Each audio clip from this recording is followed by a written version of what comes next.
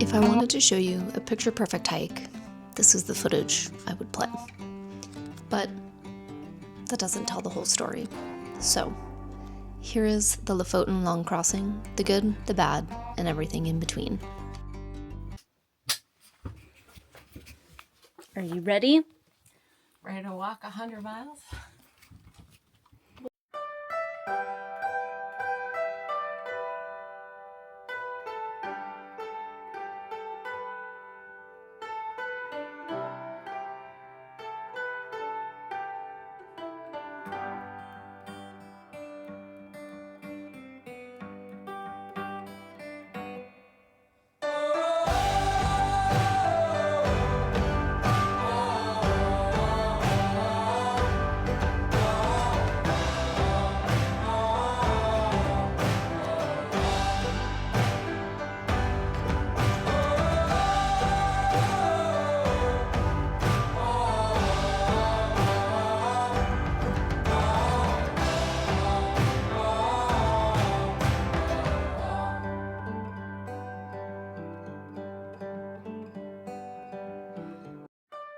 We planned to take about 3 weeks to complete our 100-mile journey, leaving us a little bit of leeway for bad weather.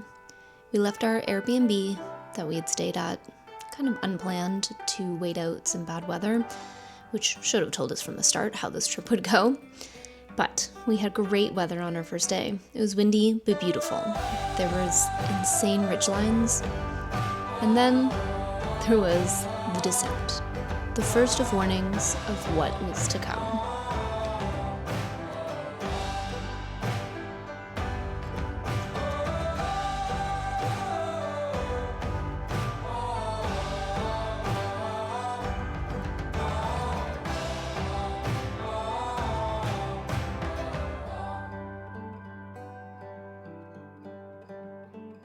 Miles of boulders and rock fields, so many ankle hazards. And then the next day, the mud and the bogginess. This would follow us for the rest of the hike. Essentially, it was us versus the elements. This is how I've dealt with the wind. It looks so stupid. But it stops my hat from blowing off. So, this is fashion.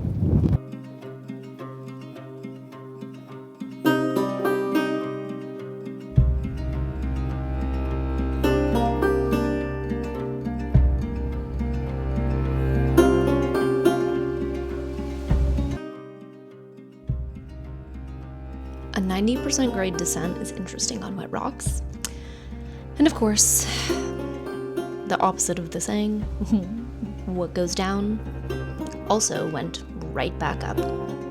We're going up that pipe.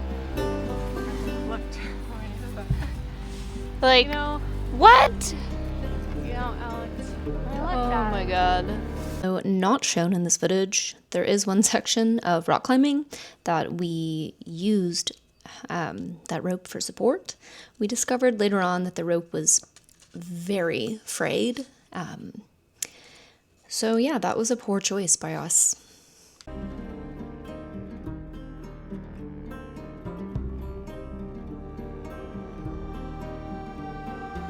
After some traverses and route finding, we began our descent. We had done 2 kilometers and 2,000 feet of elevation loss down many mudslides. Unfortunately, I don't have footage, but we called this section Mud Mountain.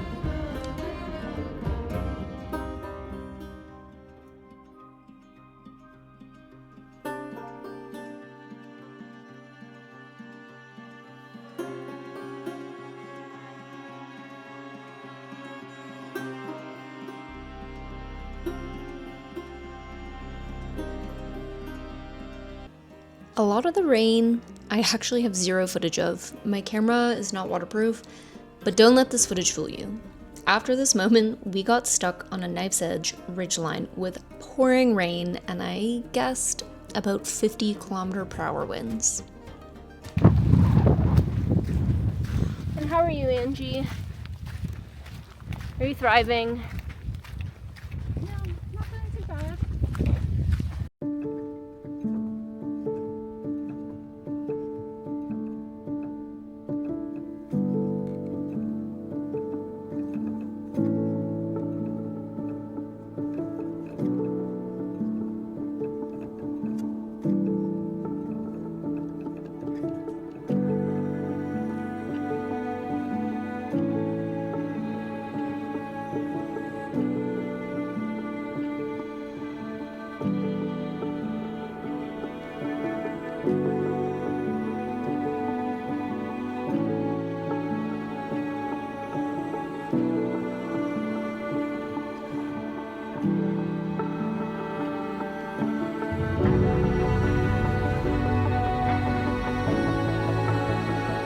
So, between the crazy weather and 75% of the ground being wet, one of our crew members who has Raynaud's was having some scary foot issues.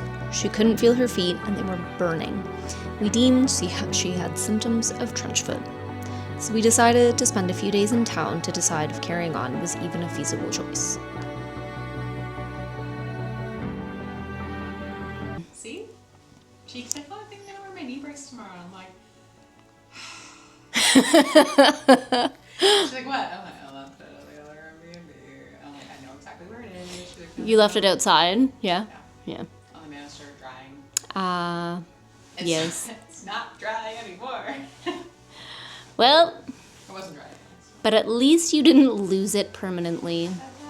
You did get it back. Just like everything I lose. Thankfully, her feet improved, and we found shower caps and boot covers to help keep things dry, and we decided to carry on. In true Norway fashion, if it's not the weather, something else will test your limits.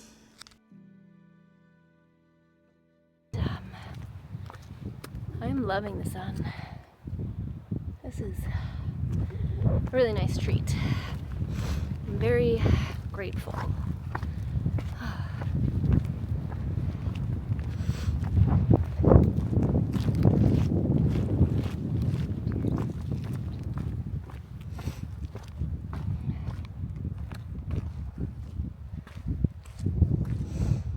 A bog. And then we're going up that. Yep.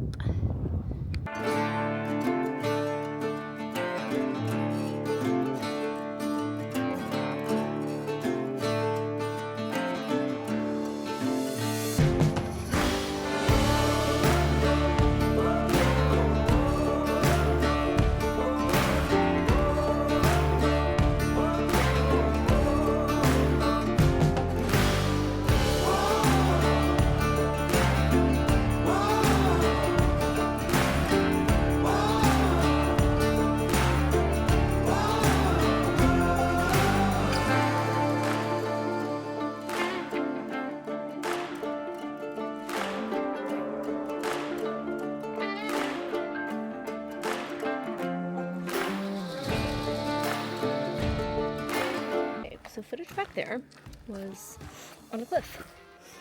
We found a path that kind of went around the scramble chute up the cliff. And we're like, let's go see where it was. We got to that chain section and, in comparison to what we just did, that chain section was not that bad. Then we came down this big, steep section, and I'll be able to show it all after. That was not horrible. And then realized we had to go back up because it was a cliff, and I'd say like 80% of it felt okay, not great, didn't love it, and then there was a little 10% that to me, I'm like, that was rock climbing. Janique and I could not do it with our packs. We were borderline freaking out. Went to hoist the packs up. If I was by myself, I would have turned around. I would not have been able to mentally do that, I don't think. Yeah, now we're back on the path. Ooh, that rock moved. Oh my god. If I were to do it again, I would try the scramble. I would not take the path that we took because it was horrible and I thought I was gonna fall off a cliff. Sorry, Mom. Alright, let's show you what we got. Okay, so that's what we came down across, and then we climbed up that. Yeah. That was our climb. It was horrible. Through this, and then me being like, oh, one little step at a time. You're like, don't mind me. Oh my god. We took a break to wait out another storm, and we stayed at a campground typically used by surfers. We enjoyed the sauna and food from a restaurant, grateful for indoor space while it poured rain.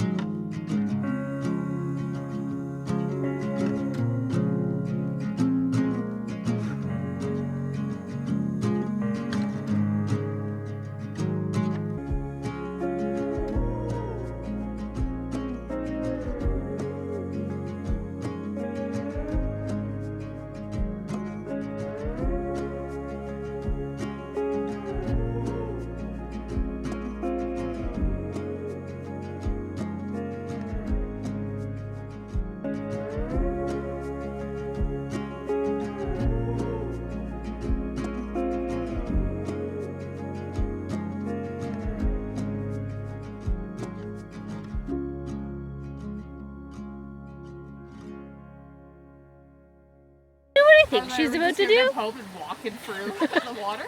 She's gonna go swimming. Why go knee deep when you could go waist deep? Yeah. You could go swimming. That's a bold choice. There's still time.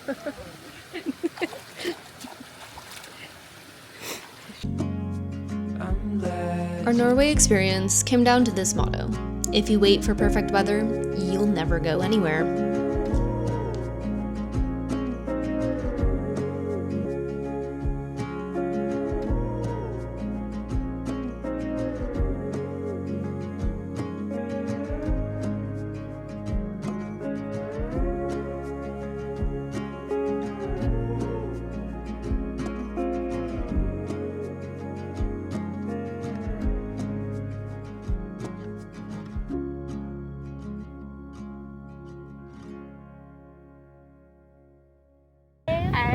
Having so much fun. Nice to see you. We love Norway. Oh my god, weather perfect. Not a cloud in the sky.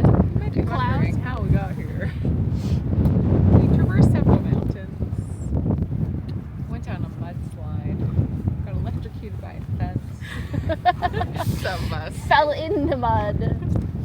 And then unintentionally somersaulted off a wet rock onto the ground. Didn't stick the landing. That's how we got here. Good times. Our last days on the island, we did some day hikes and spent time in the city of Rain. Ironic, but yes. Enjoying a $5 fire hut and a local ferry through the fjords.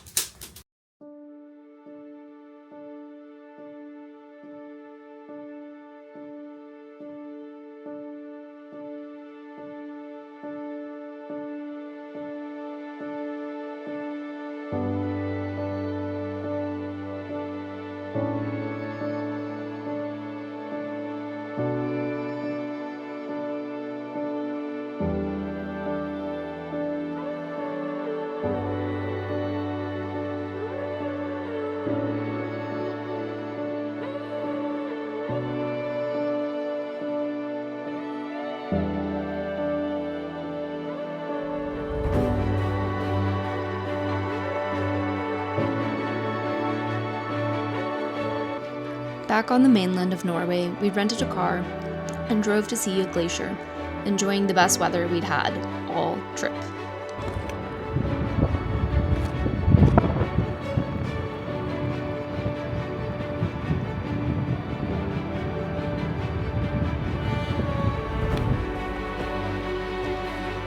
I'm grateful for friends that embrace the ups and downs, always finding a way to laugh, even when things suck.